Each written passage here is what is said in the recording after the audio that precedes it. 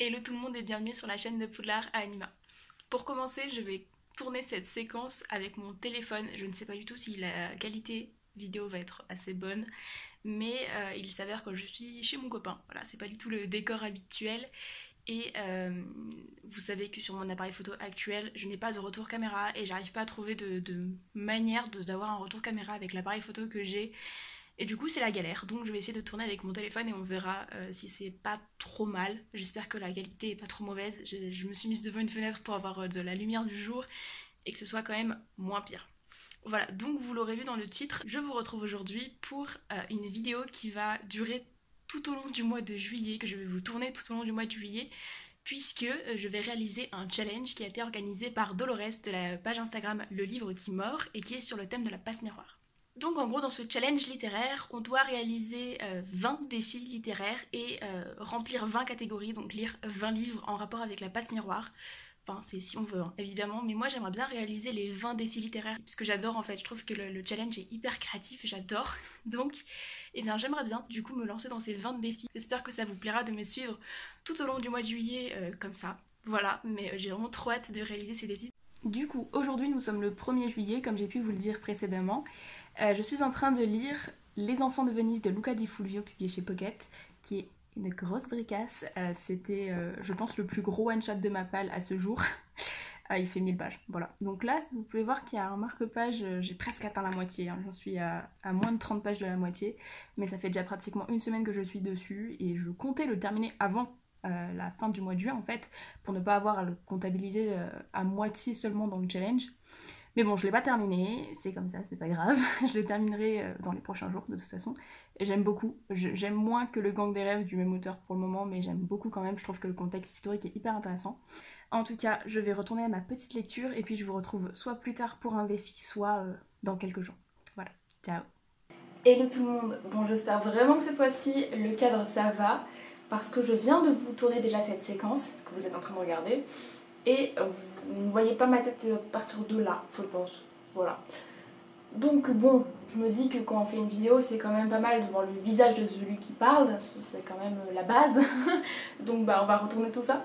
Je n'ai toujours pas fait réparer mon appareil photo, donc c'est pour ça, j'ai toujours pas de retour caméra avec mon appareil photo. Et vu ce que j'ai vu de mes vidéos sur mon téléphone de l'autre jour, on va éviter. Je pense que l'appareil photo c'est quand même mieux, même sans retour caméra. Donc je m'excuse, hein, vraiment les séquences tournées avec mon téléphone c'était vraiment pas une bonne idée. La première séquence s'est enregistrée en mono, je ne sais pas pourquoi, je ne sais pas, voilà c'est tout, je ne sais pas.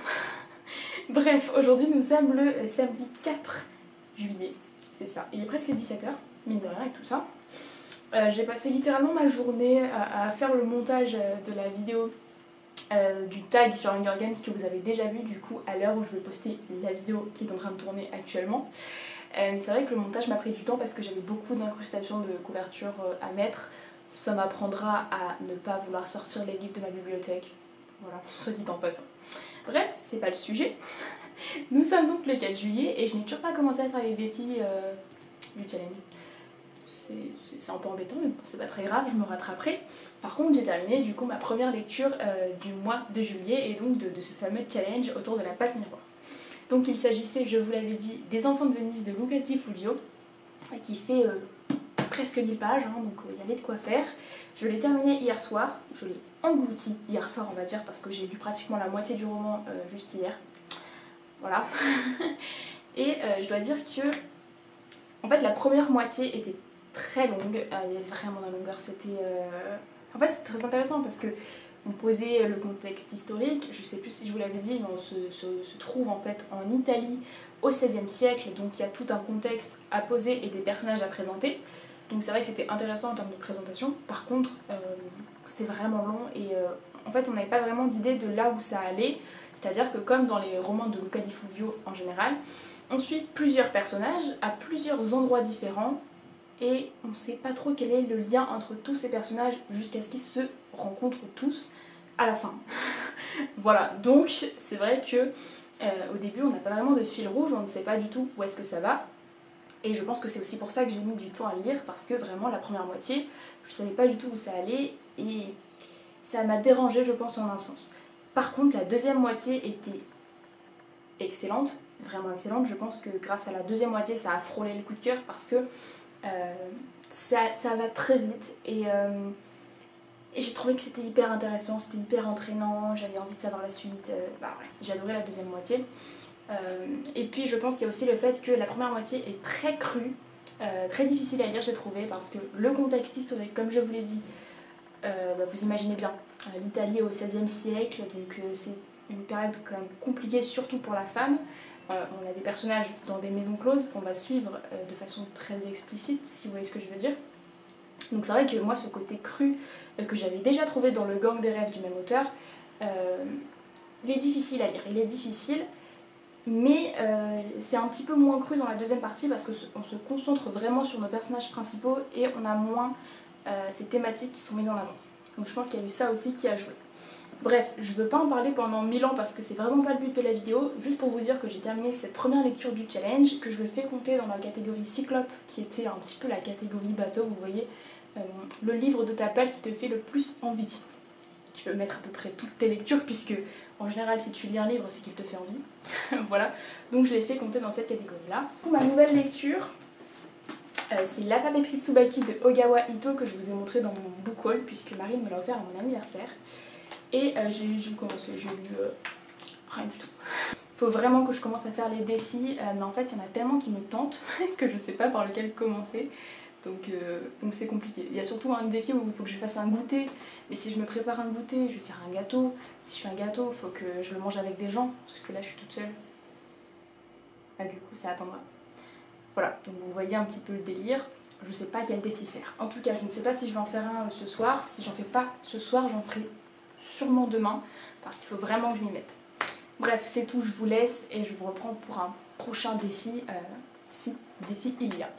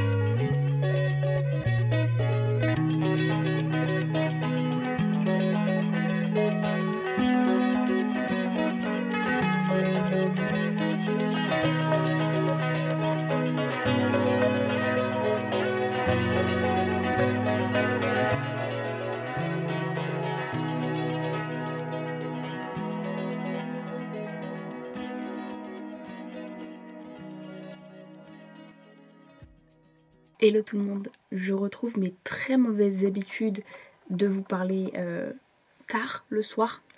Voilà l'habitude que j'avais prise en faisant mes vlogs lecture pendant le confinement.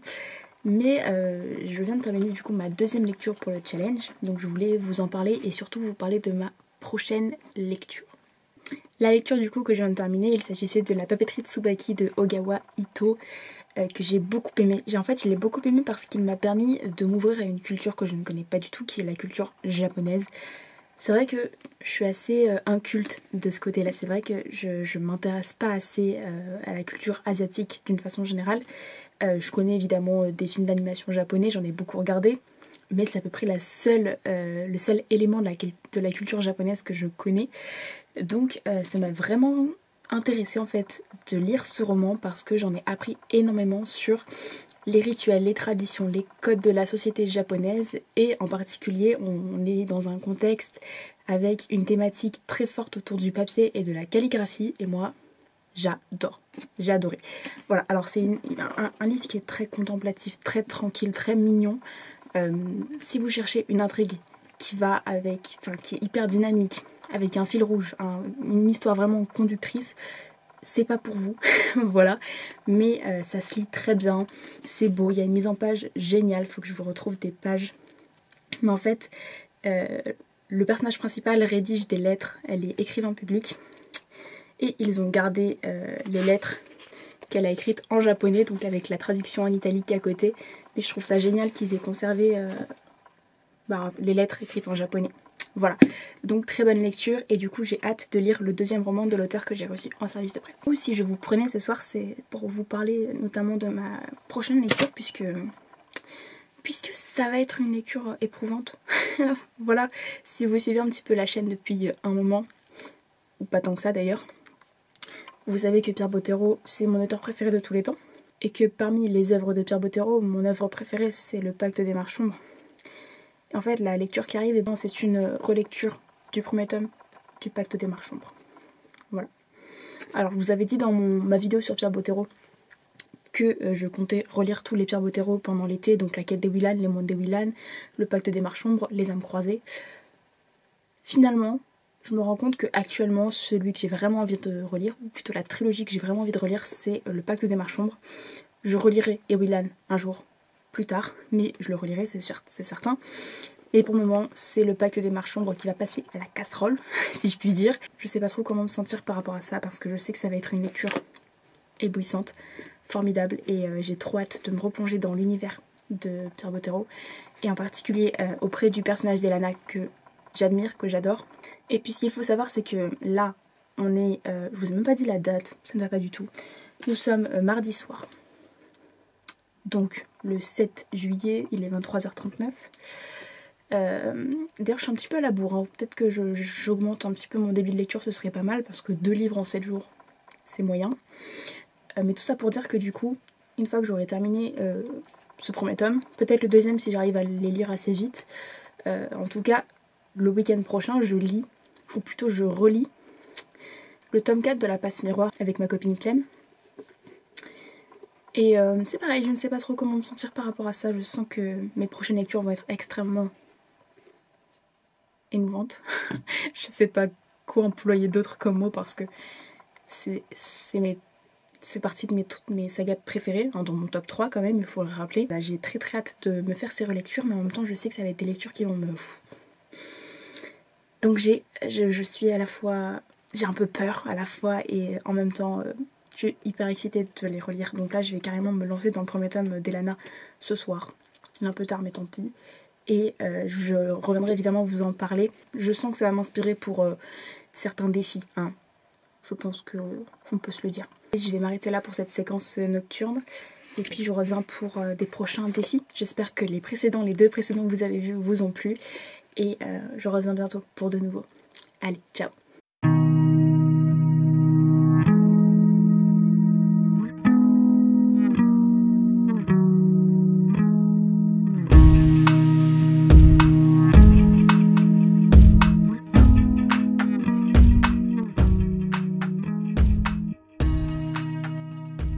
Coucou tout le monde, je vous retrouve parce que j'ai terminé ma lecture en cours. Nous sommes le jeudi 9 juillet, il est 19h.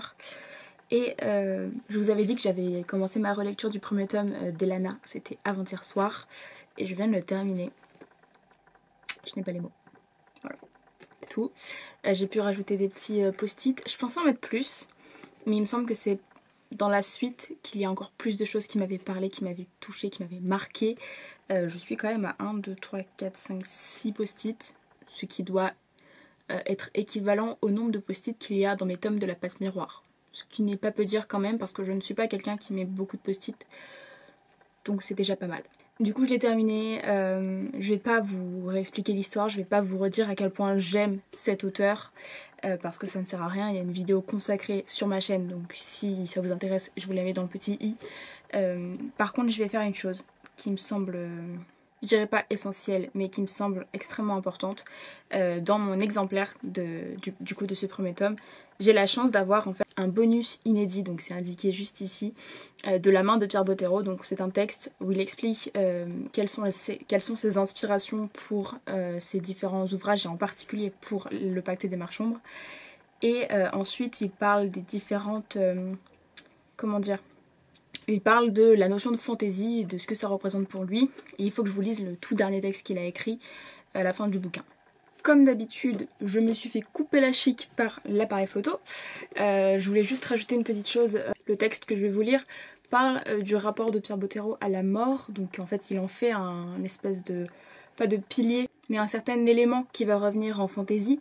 Et donc il écrit un magnifique texte autour de son rapport à la mort. Et en fait, j'ai déjà remarqué, particulièrement dans Le Chant du Troll, que le rapport à la mort de Pierre Bottero était assez particulier. Ça me brise le cœur, hein. Ça me brise le cœur quand j'ai lu le texte tout à l'heure, j'étais pas bien du tout. Mais je vais vous le lire parce que je le trouve absolument sublime et ça renforce encore plus le respect immense que j'ai pour cet auteur. La mort, celle de l'autre, douleur infinie qui jamais ne passe, douleur terrifiante qui s'enfouit dans le cœur de celui qui reste, dans son âme, tisse un cocon protecteur autour d'elle et devient son propre univers. Douleur familière qui palpite à l'écart du monde et des autres. Douleur amie qui laisse la vie qui revient toujours, finir de l'isoler, sans jamais l'atteindre. Certitude, la mort est un cadeau que nous offrent ceux qui partent. Un cadeau exigeant, écrasant, mais un cadeau. La possibilité de grandir, de comprendre, de s'ouvrir, d'apprendre, d'attendre aussi sa propre mort, sans plus la redouter.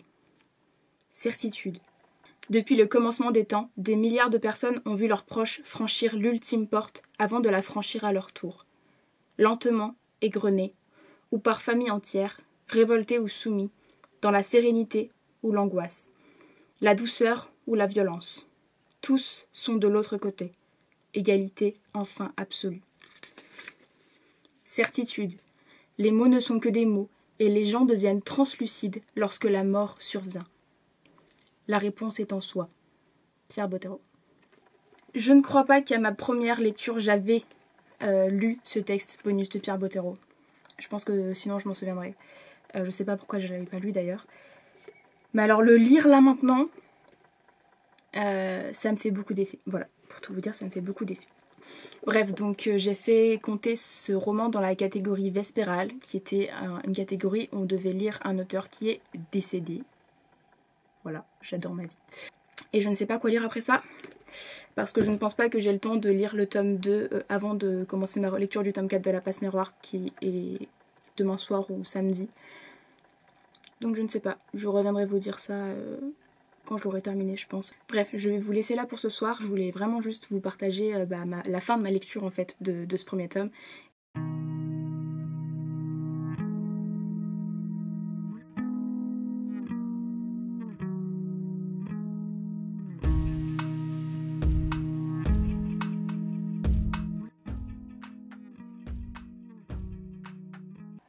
J'en ai trop marre. Il pleut, j'ai un rhume et on est le 11 juillet. Pourquoi tant de haine? Bon, après cette introduction pitoyable, nous sommes donc le 11 juillet, comme je l'ai dit, il est 11h30 du matin. Si vous entendez du bruit derrière, c'est normal. Il y a mon frère qui a invité un de ses amis. Ils sont un petit peu bruyants. Donc si vous entendez des voix, c'est normal. Mais je reviens vous parler lecture. Je vous avais quitté avant-hier soir en vous disant que j'avais terminé le premier tome de Elana et que je ne savais pas ce que j'allais lire ensuite, en vous spécifiant que je n'aurais pas le temps de lire le tome 2 avant aujourd'hui où je commence ma relecture du tome 4 de La Passe Miroir. Que nenni, j'ai lu le tome 2 de Elana hier. J'ai lu les 444 pages dans la journée, voilà, parce que c'était... Voilà, c'est incroyable, je n'ai pas les mots. Donc c'était ma... 4e lecture du challenge, je ne sais plus compter, 4e c'est bien ça. Et j'ai adoré ce tome 2. En fait je me souvenais assez bien de la destinée des personnages. Par contre en termes de péripéties je ne me souvenais plus très bien comment ça se passait en fait. Donc ça m'a fait trop du bien de redécouvrir ce tome 2. et d'une façon générale de relire en fait ces 2 premiers tomes. Je ne relirai pas le tome 3 tout de suite puisque La Passe Miroir 4 m'attend, mais je le relirai ensuite. Et je pense que je relirai aussi les Ewilan, parce que ça m'a vraiment trop donné envie, surtout la fin de ce tome 2. Il y a la rencontre des personnages du Pacte des Marchombres et de la quête d'Ewilan et des mondes d'Ewilan. Donc voilà, je l'ai lu en une journée, je suis trop contente de l'avoir lu. En fait, j'adore l'évolution d'Elana dans cette trilogie. C'est une petite fille... Enfin, on connaît cette petite fille au tout début de la saga. C'est une petite fille qui a pas peur de prendre des risques, qui est très joueuse, qui vit chez un peuple de petites créatures, qui vit dans une grande forêt. Donc elle a appris à grimper partout, elle a vraiment pas conscience des risques. Et en fait, le fait d'avancer sur la voie des Marchombres va lui ouvrir un champ de possibilités incroyable et elle va connaître une évolution juste dingue. Donc je l'aime, voilà. Et je me souvenais plus qu'elle était aussi sarcastique, mais alors sa relation avec Gilano et avec son sarcasme, c'est géant. Donc voilà, si vous n'avez toujours pas compris, lisez Pierre Bottero, lisez Le Pacte des Marchombres. Je ne sais pas quoi vous dire d'autre, lisez, voilà, c'est tout. Je n'ai mis que 3 post-it, mais en même temps, pour tout vous dire, j'étais tellement à fond dans ma lecture que c'est pas la première chose à laquelle je pensais. Mais en tout cas, ce sont des citations absolument magnifique.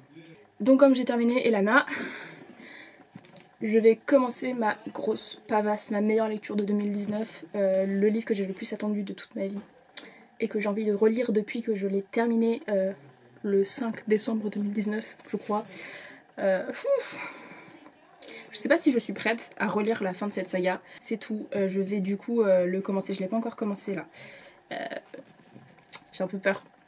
Mais je vais y aller, je vais me lancer tout simplement. Il fait 560 pages, un truc comme ça dans mon souvenir.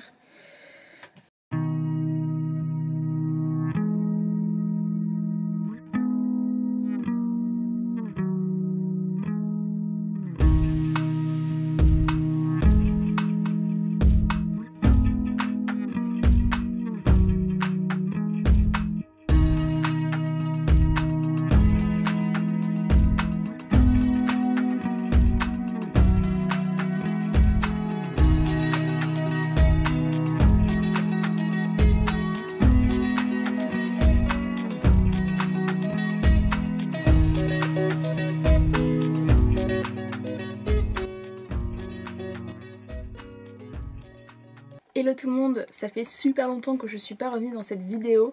Je ne me souviens même plus quand c'était la dernière fois. Le 10 juillet peut-être? Vous savez mieux que moi de toute façon. En tout cas, aujourd'hui on est le 22 juillet. Donc quand je vous disais que ça faisait longtemps, je ne rigolais pas. Mais c'est vrai que ces derniers jours j'ai eu pas mal de choses à faire. Je suis partie 3 jours en vacances dans le Colorado provençal. Je voulais d'ailleurs vous tourner un petit peu des petites séquences là-bas et j'ai complètement oublié en fait. Je suis aussi montée chez mon papa pendant quelques jours et là-haut il y a toujours beaucoup d'animations donc c'est compliqué de tourner. Et là je suis redescendue un petit peu, je vais remonter demain chez mon copain à la montagne, donc c'est peut-être le meilleur jour aujourd'hui pour vous tourner une nouvelle séquence pour ce monthly vlog. Et puis je vais vous faire des défis là cet après-midi parce que je suis super en retard. Donc je vais vous faire un petit update de mes lectures. Je crois que la dernière fois que je vous ai parlé dans cette vidéo, je vous disais que j'allais attaquer le tome 4 de La Passe Miroir, donc ma relecture du tome 4 de La Passe Miroir. Donc j'ai terminé ma relecture du tome 4 de La Passe Miroir, qui a été très longue. J'ai mis 1 semaine à le relire, c'est-à-dire le même temps que j'avais mis en fait à le lire la première fois. En fait je l'ai lu quand j'étais en vacances, donc c'est vrai que forcément ça réduisait un petit peu le temps de lecture. J'ai beaucoup aimé ma relecture, j'ai trouvé que c'était vachement bien de pouvoir le relire en ayant déjà les réponses en tête, en ayant déjà la fin en tête, parce qu'on comprenait mieux tout ce qui se passe dans ce tome 4 qui est complexe, complexe et dense, donc c'était génial de pouvoir le relire avec toutes les informations en tête. Et j'ai adoré, voilà, j'ai adoré cette relecture. Ça me fait quand même dire que c'est pas mon tome préféré. J'avais un doute en fait quand je l'ai terminé la première fois, j'étais tellement pleine d'émotions pour cette fin de saga que je savais pas dire si c'était mon tome préféré ou pas, et c'est pas mon tome préféré parce que la première moitié, je rame dedans à chaque fois, et ça m'a jamais fait ça pour La Passe Miroir, donc voilà. La deuxième partie, je la lis toujours très vite, mais le début, voilà. Donc mon tome préféré restera, je pense, le tome 2 à vie, mais c'est quand même un tome que j'aime beaucoup, et je suis trop contente de l'avoir lu.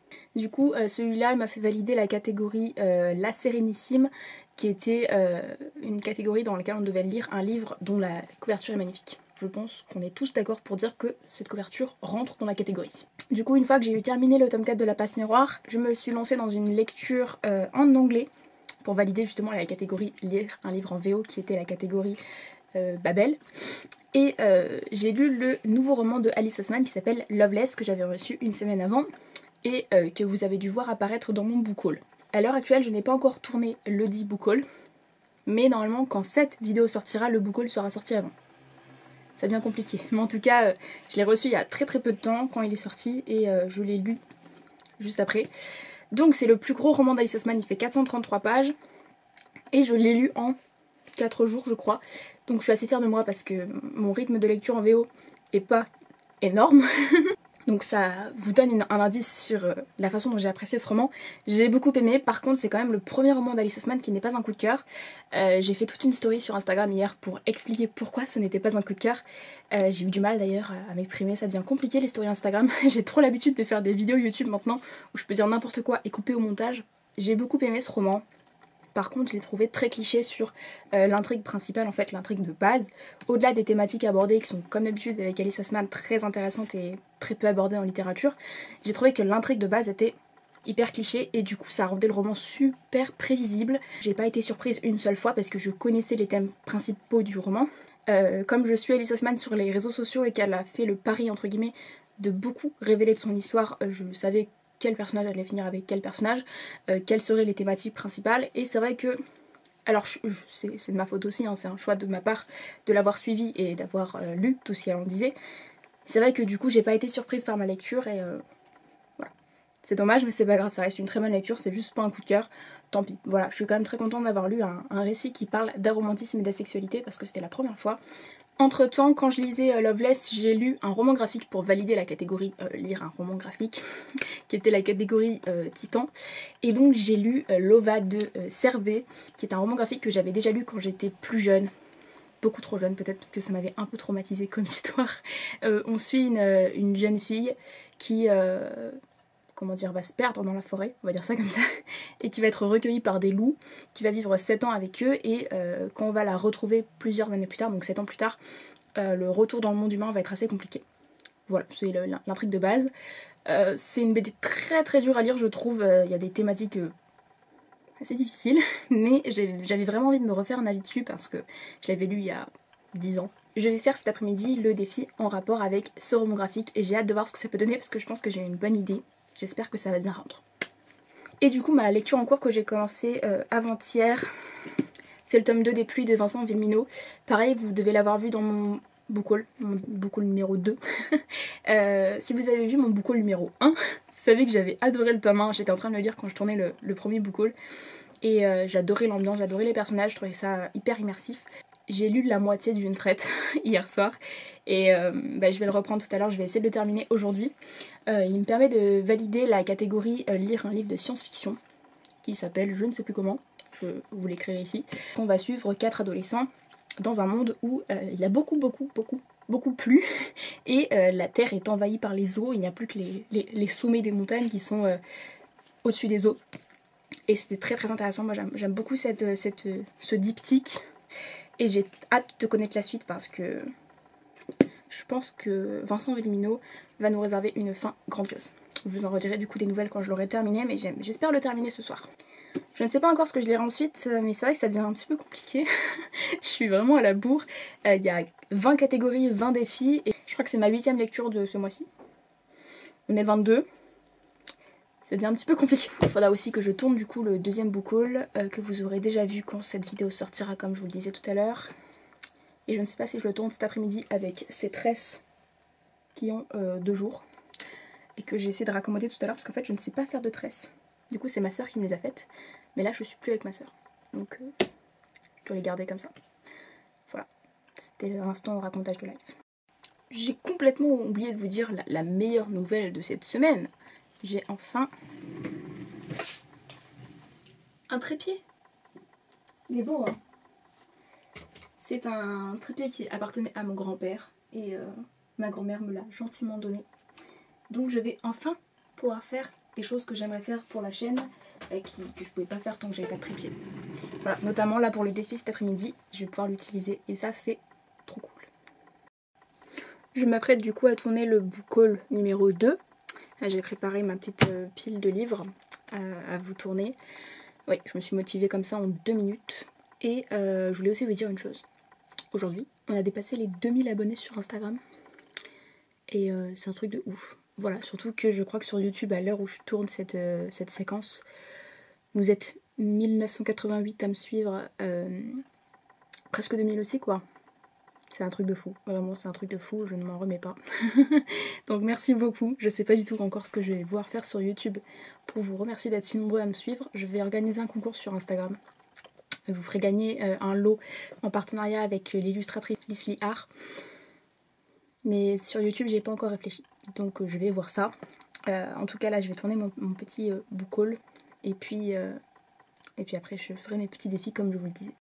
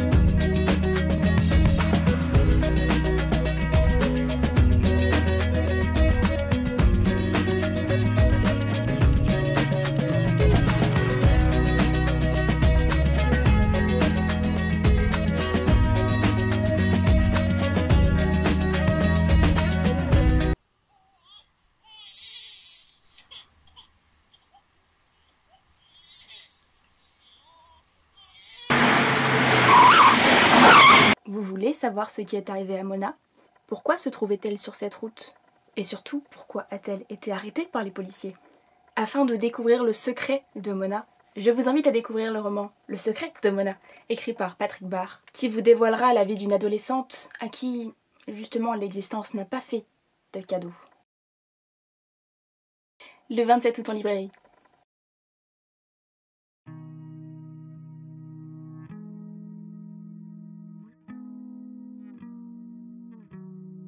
En ce manga, on a un héros Soran qui est lycéen et qui aime secrètement Kenta. Kenta, qui est un de ses camarades de classe masculin, Sora a une amie qui s'appelle Nao, qui est sa meilleure amie depuis l'enfance. Noah ne sait pas que Sora aime les garçons.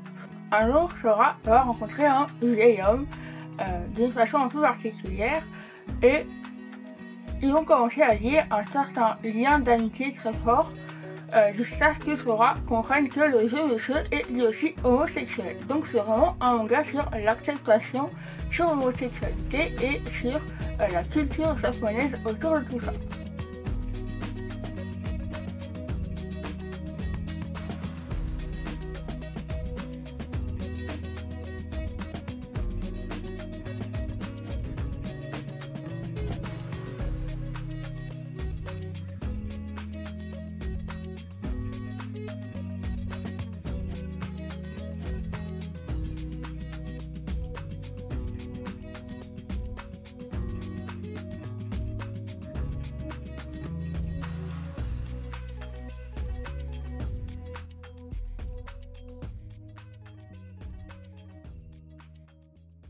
Hello tout le monde, je reviens pour la toute dernière séquence de ce long vlog sur tout le mois de juillet et du coup avec ce challenge organisé par Dolores que j'ai adoré réaliser.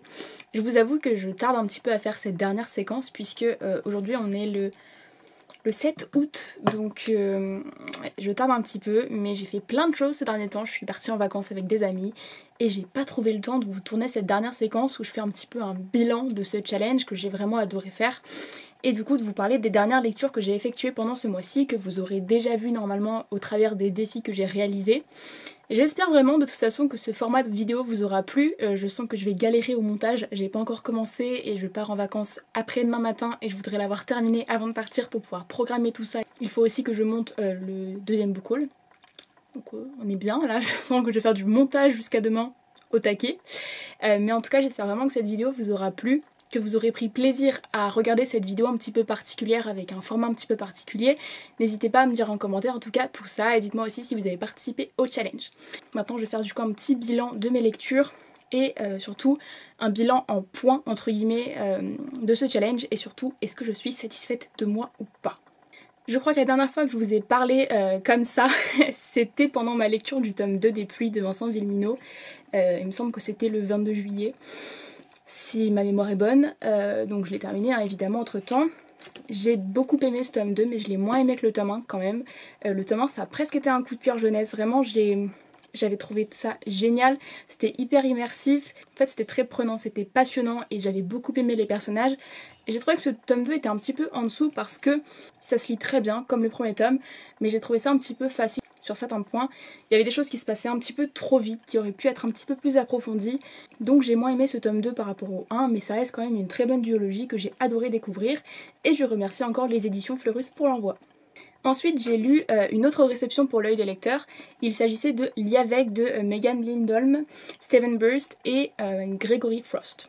Donc ça c'est un recueil de nouvelles, il y a 6 nouvelles à l'intérieur et ça se passe dans un univers de fantasy qui est plutôt connu en fait, qui s'appelle du coup Liavek et qui a été repris par plusieurs auteurs dans plusieurs recueils différents. Les différents auteurs s'approprient l'univers en fait et en font quelque chose d'assez particulier avec des personnages plus ou moins différents, etc. Et du coup dans ce recueil de nouvelles on va suivre plusieurs personnages qui vont se regrouper au bout d'un moment.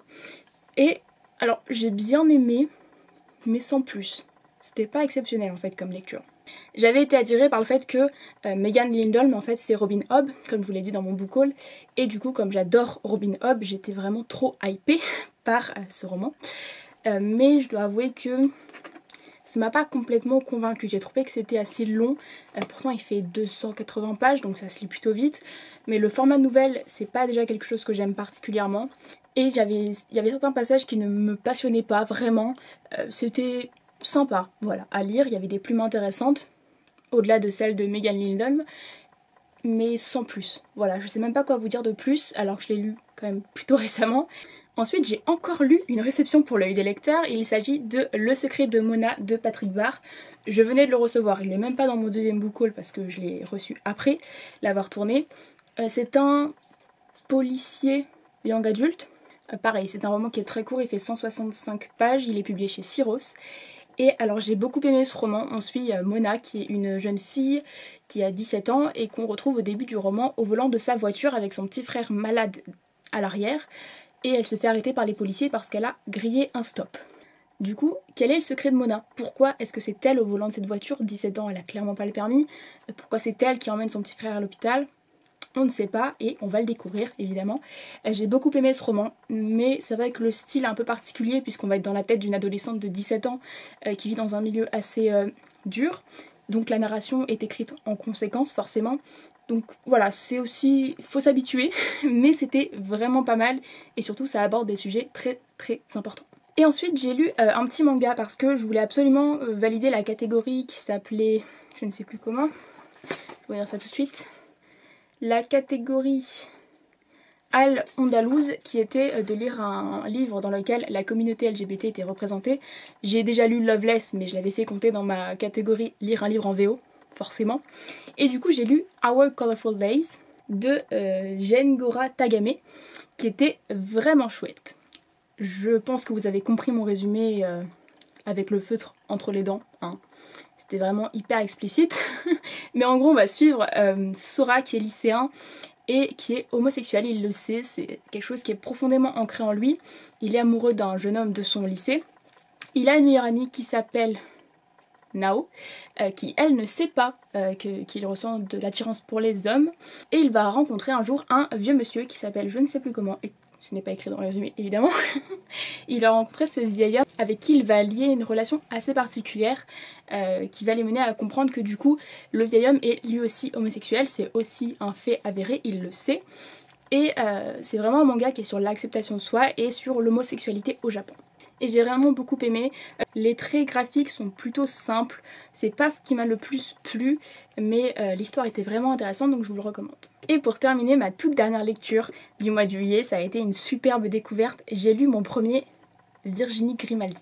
J'ai donc lu Il est grand temps de rallumer les étoiles et ça a été une excellente lecture. J'ai vraiment adoré ce premier roman du coup de cet auteur. C'est pas son premier roman qu'elle a écrit, hein, il me semble pas, mais en tout cas c'est le premier que je lis d'elle et j'ai vraiment adoré. En fait c'est un roman qui traite de plein de sujets super importants et j'ai trouvé ça juste fabuleux la façon dont elle avait réussi à mêler tout ça. Elle a une plume qui est magnifique et je vous recommande vraiment de la découvrir parce que j'avais un peu des a priori et ils ont été complètement balayés.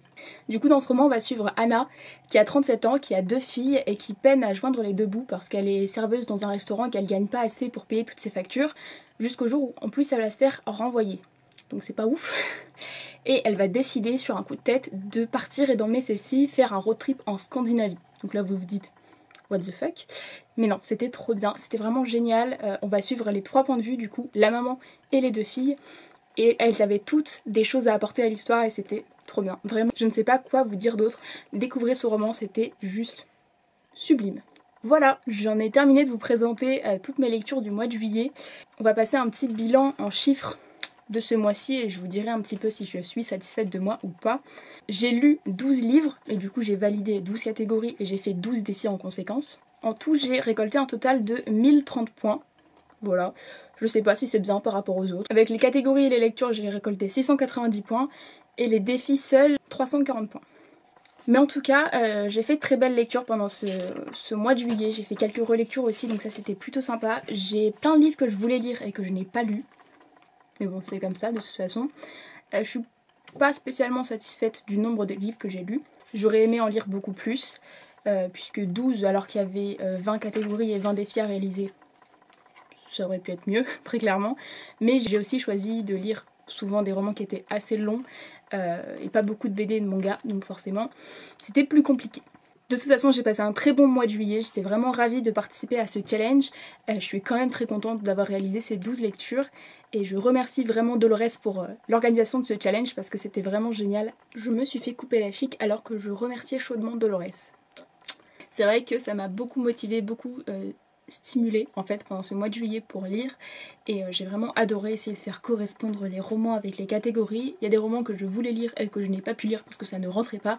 Tant pis, c'est pas grave, ce sera pour plus tard, c'est pas vraiment un problème. Mais en tout cas vraiment j'ai passé un très bon mois de juillet en termes de lecture. Je voulais aussi vous remercier, vous qui regardez cette vidéo, parce que si vous regardez cette vidéo c'est peut-être que vous êtes abonné à la chaîne, sinon abonnez-vous, je crois que je l'ai jamais dit. Mais en fait on a dépassé les 2000 abonnés sur la chaîne il y a quelques jours, quelques semaines, juste après Instagram en fait. Et je trouve ça génial parce que j'ai ouvert cette chaîne en janvier 2020, c'est-à-dire que ça fait à peine quelques mois et vous êtes déjà 2000 à me suivre et je trouve ça assez dingue. Alors je sais qu'il y a eu l'influence de Louise et Audrey qui a beaucoup joué, puis d'Instagram, puisqu'il y a beaucoup de gens, je sais, d'Instagram qui sont aussi ici. Mais en tout cas, merci beaucoup d'être là et de me suivre parce que c'est très motivant, hein, évidemment. Là, la chaîne YouTube a dépassé Instagram en termes d'abonnés, c'est assez ouf parce que la page Instagram a déjà plusieurs années, elle a fêté ses 3 ans. Donc c'est assez fou de voir que la chaîne YouTube monte aussi vite et c'est vraiment vraiment un bonheur. Donc merci beaucoup d'être là. C'était la petite séquence émotion, mais c'est vrai que ça prend un temps énorme, les chaînes YouTube en général, hein, donc je suis vraiment ravie de voir que vous êtes autant à me suivre parce que c'est vrai que c'est très motivant.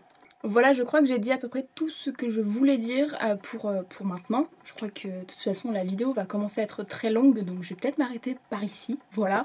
Depuis le début du mois d'août, j'ai enchaîné... fait quand même un mini update lecture actuelle pendant qu'on y est. Sur ma lecture de la Saint-Royal, j'avais lu le tome 7 pendant le mois de la fantaisie, donc en mai. Et du coup j'ai lu le tome 8 et j'ai pas pu m'arrêter, j'ai continué avec le tome 9. Donc j'ai bientôt terminé cette 3e intégrale. Normalement je la termine demain, on y croit. Avec tous les montages que je vais devoir faire, ça va être un petit peu compliqué mais on y croit. Et j'ai eu un coup de cœur pour le tome 8 que j'ai trouvé génial, il m'a brisé le cœur, mais c'était trop bien. Donc je ne peux que vous recommander encore une nouvelle fois cette saga que je trouve absolument grandiose, magnifique, géniale, parfaite. Voilà. Je vais du coup aller à mon montage, je pense, ou alors terminer la Saint-Royal, je ne sais pas. On va voir, mais en tout cas il faut vraiment que je monte mes 2 prochaines vidéos entre aujourd'hui et demain pour pouvoir vous les programmer avant de partir en vacances. Et ça c'est pas une mince affaire. Bref, je vais vraiment m'arrêter là. J'espère que vous aussi vous aurez passé un très bon mois de juillet. J'espère que cette vidéo vous aura plu. N'hésitez vraiment pas à me dire quelles ont été vos meilleures lectures de ce mois de juillet, si vous avez participé au challenge, combien de points vous avez fait peut-être. Peut-être que vous m'avez battu de 3 fois plus, je n'en sais rien, je me rends pas du tout compte de si 1030 points c'est bien ou pas. J'en sais rien. En tout cas, je vous dis merci pour avoir regardé cette vidéo, merci encore pour les 2000 abonnés et je vous dis à très bientôt dans une prochaine vidéo. Ciao!